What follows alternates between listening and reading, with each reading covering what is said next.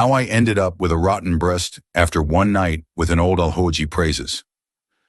Dad knocked hard on the hostel door. Ima froze. Her heart jumped into her throat. She wasn't expecting anyone, definitely not Praise's father. She opened the door slowly, and the moment she saw him, her legs almost gave way.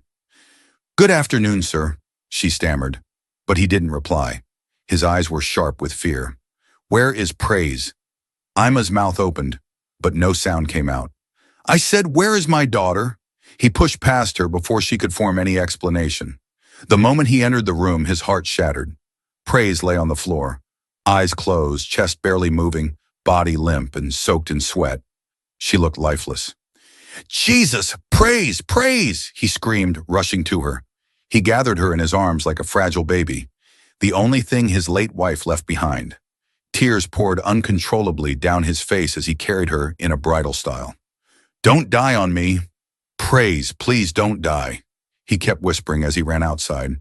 He laid her in the back seat of the car and sped to the hospital like a madman. Doctors rushed to take Praise in.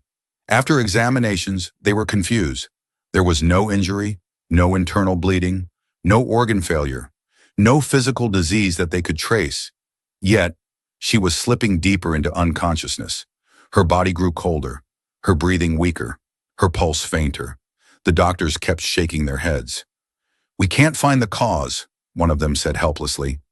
Praise's father grabbed his head in frustration. "What do you mean you can't find anything? Look at her. She is dying." Nothing made sense, and with each passing day, her condition worsened. Her skin started to darken. Her breath became shallow. She wouldn't wake up.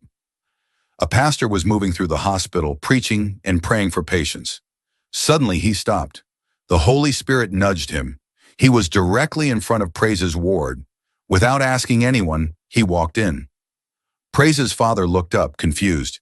"Man of God, please pray for my daughter," he pleaded. The pastor didn't hesitate.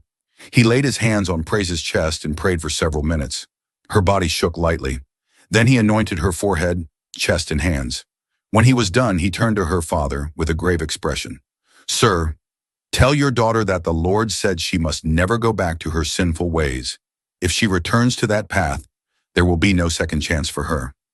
Praise's father felt chills run down his spine. He nodded slowly. "I will tell her, sir. Thank you." Praise finally opened her eyes. Her dad broke into tears and hugged her gently.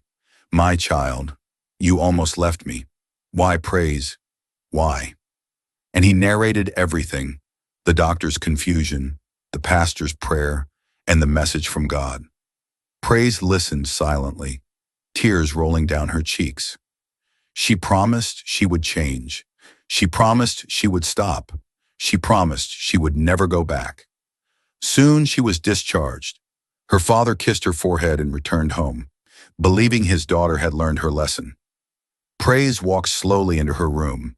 Ima ran to her happily. "Babe, thank God you're back. You scared all of us." Praise smiled weakly. She looked healthier, but something still felt off. Her chest still had a faint ache. Her skin still felt tender. Her mind still replayed her father's words. But when night fell and the hostel grew quiet, her thoughts returned to the money she once held, the fame, the attention, the expensive lifestyle, the soft life she tasted, and greed whispered again. Ima didn't help matters. "Babe, forget all that pastor talk. Just go one last time. After that, we cash out and we're done forever." Praise sat still, thinking. Alhaji in chief had been calling her all through the time she was in the hospital. She retied to the hostel with several missed calls from the both of them. And now Ima told her a young guy who just retied home from Abdode was ready to pay her $7 million for a whole week. Her heart battled her mind. Then she whispered, "Okay, just this once. After this, I stop forever." She didn't know. This last time might be the one that would end everything for her.